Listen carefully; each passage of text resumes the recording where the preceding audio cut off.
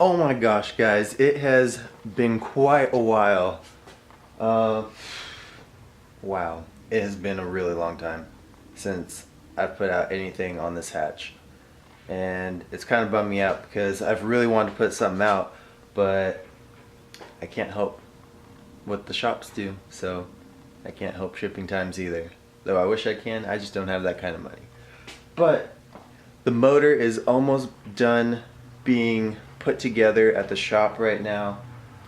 They just finished putting in the sleeves. Right now they're just getting the clearances for me so that way I can bring it home and just totally assemble the whole thing.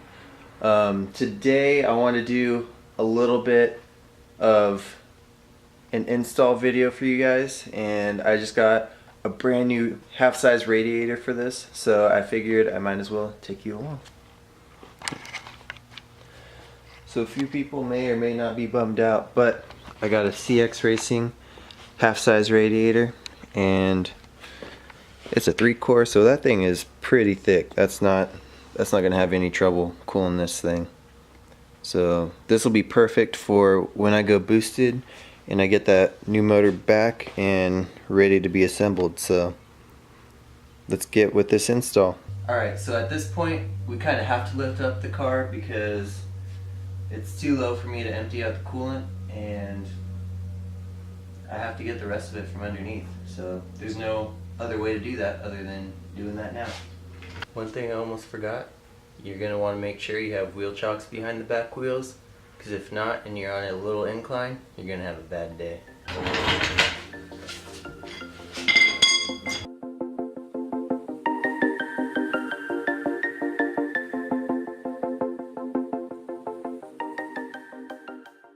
Alright, so the first thing you're going to want to do is disconnect this battery.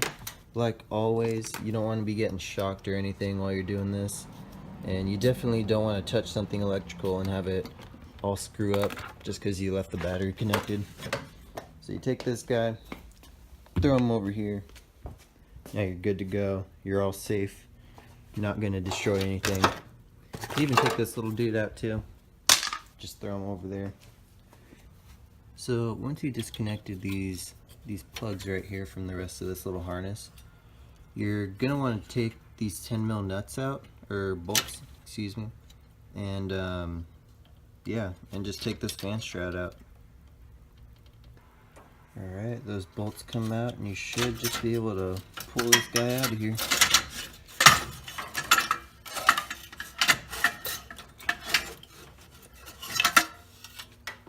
Perfect. We won't be needing this anymore, so you can either put it on eBay to sell somebody who might need it, or just put it on a chair like that. Either way, it's out of your way. So, to drain the coolant out of here, you're just gonna go to this little pepcock right here and open it up and just kind of let it drain out into whatever. I'll be reusing this coolant because I don't have that kind of money to just go out and buy some more yet. So it'd be great if you had an empty 1-gallon thing of water.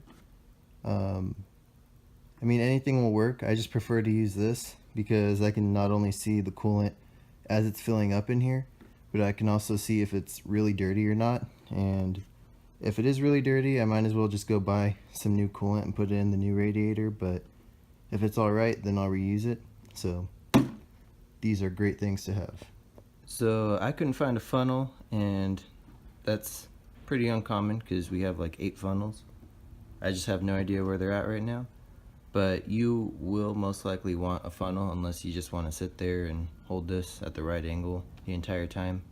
So I have a bunch of these 1-gallon water jugs laying around, so I just cut off part of it, top part, and duct taped it to what I'm going to be used to storing it.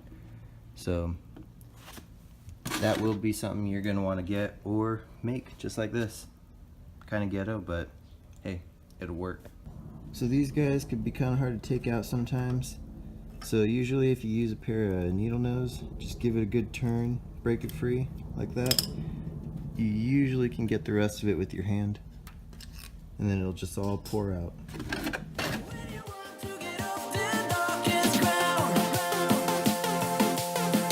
Gravity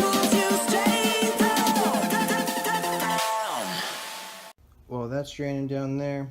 We're going to help that out a little bit by removing these brackets. There's just one 10 mil right here and two 10 mils right here. You'll just pop those off, and then we'll be able to tilt the radiator just a little bit to kind of help everything out here. Still coming out. Oh, nope, now it's dripping, so we will have to do that. So I got both of those brackets off, and now I should be able to tilt this radiator up a little bit, kind of help that flow.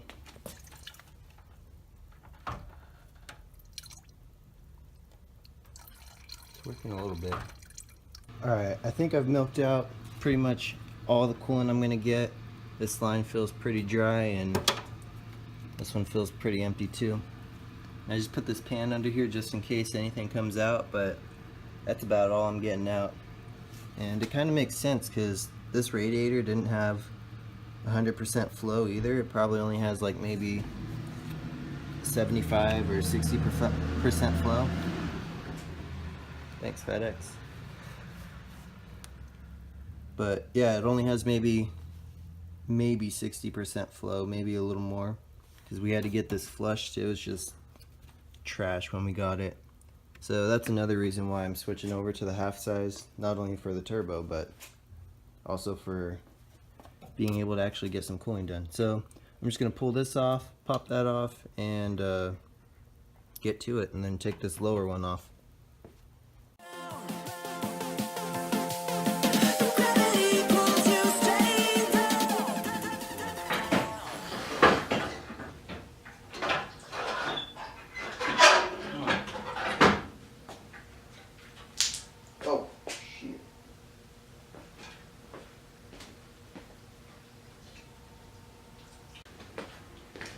Big, full-size, single-core radiator. It's going in the trash, or if somebody wants it, they can have it. I didn't need it. There's no value in it for me, so. But I guess if you're into restoring Hondas, this is the original one that came from the factory in '88. So if you want, I don't know, I guess a totally stock radiator from '88, then this would be your buy. Or your steal. You can have it for free, or $5. I'd rather $5, but you can have it.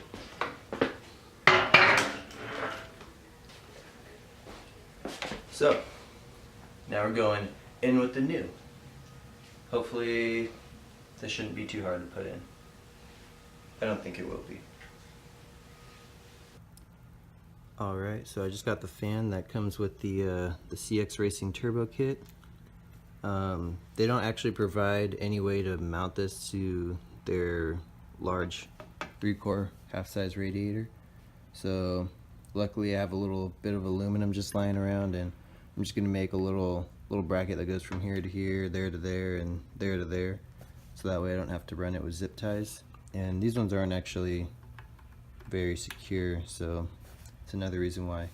The top two, these top two and those bottom two are real secure. They're like super good, but for some reason these clips don't like these guys right here.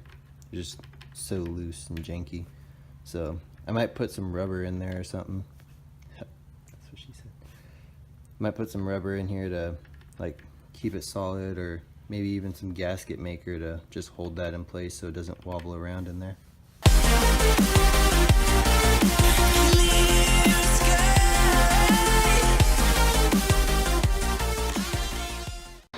Right. So I had to do a little bit of adjustment. I got to cut right here and all the way over and cut off a little tab right there so I can get this radiator to fit, because it's pretty fat. It's like PHAT fat.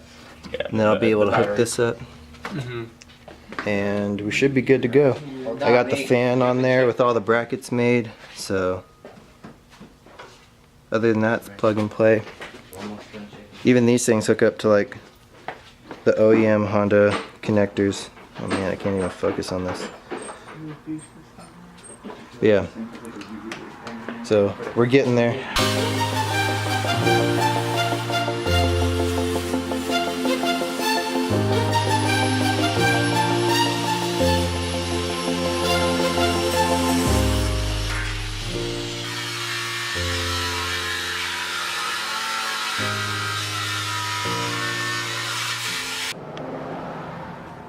This cut is not straight at all.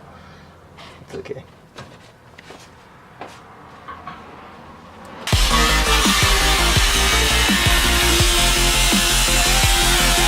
Hey guys, I finally got this radiator in here. It's now nighttime and I'm pretty much just left with filling it up with coolant. I got it tied up with zip ties, but I don't think that's going to go anywhere. You can't even see that. Like, won't focus. There it goes. Yeah, the thing's like solid. It is not going anywhere. Got like a million zip ties on there, but it's all good. Got some zip ties down here too. Can't really tell. But yeah, and then I even got the overflow in there as well. And that thing is pretty solid.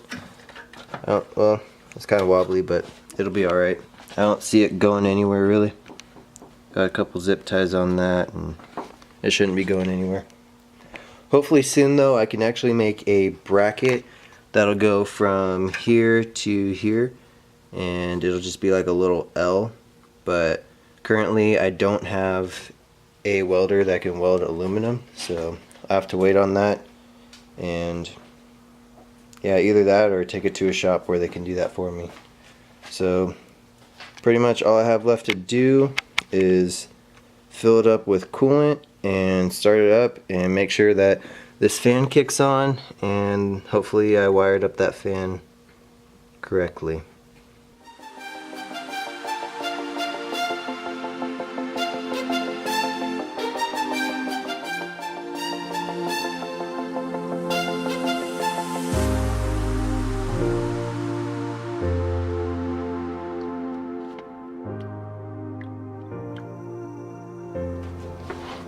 But first I gotta put that battery back in here. We're almost there. Did you have 2 shots of vodka? No, I almost fell over this damn ass tire. Don't show those yet. I haven't introduced those. Well, I'll introduce them. See this? It's a wheel. We bought 4 of them to put on a car so it can roll. Yeah.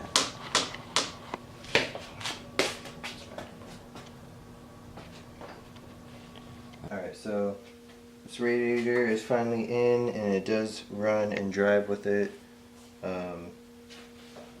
It does leak a little bit on that lower radiator hose, so tomorrow I have to go get an actual hose clamp that I can tighten down. Because I guess like their actual openings or their ports are a little bit smaller than OEM, so it's not clamping down all the way. So I gotta go get one of those tomorrow. But after that, should be solid, should be good to go, and I'll have no problem dealing it. So, but that'll be it for tonight, guys. So hopefully I'll see you in the next one.